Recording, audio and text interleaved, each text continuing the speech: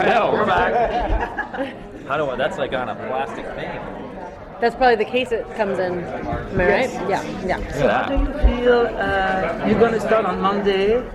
Is your heart beating a little bit faster than usual? I mean, it's emotional, to know that it's the last season. Well, I'm directing the first episode, so my heart is definitely beating a little bit more, and this is the first time I'm directing, so I'm excited about that. But I also have tasks to focus on, which is helpful.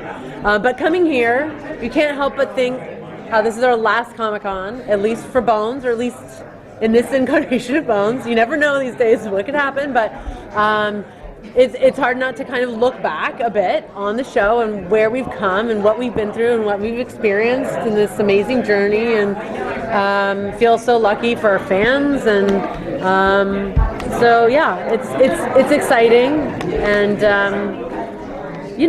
it'll be sad, and we'll go through all kinds of the gamut of emotions in the next few months when we film the 12 episodes.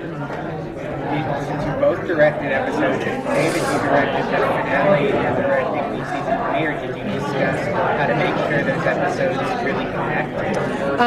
We have only talked a little bit about that, but I've been watching his episode, which he did an amazing job of, and I really hope that they replay it.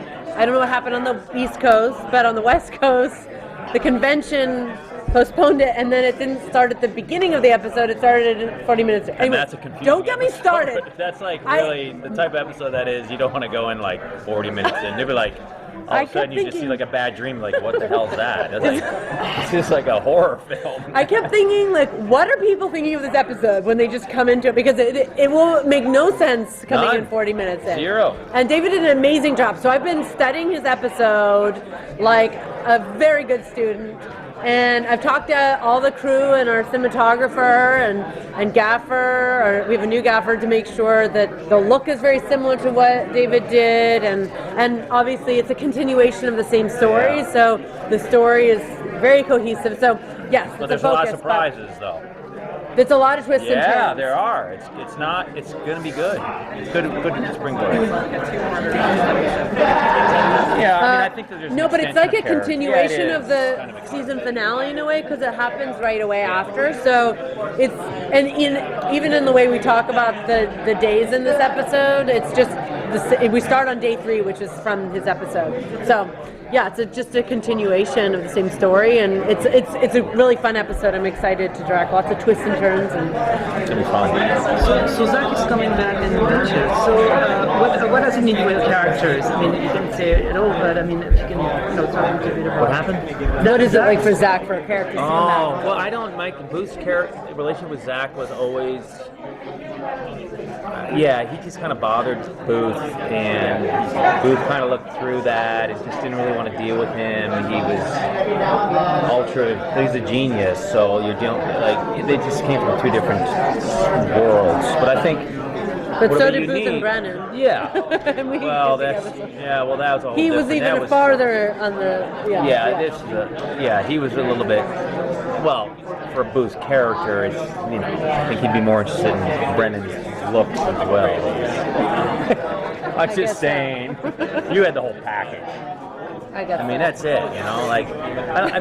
But I do think that with Zach, we may see something in the first episode of this new season where maybe there's a leap of faith from a character to give him some sense of identity, which is kind of fun to see what happens with that. So for me, for Boo's character, it's just, I'll see how that evolves. I don't really feel like I have anything with this character. I don't. There's even dialogue about them not being friends before, and it will be interesting how that goes. But I think, my character, he was my protege. I loved him, and then he betrayed us.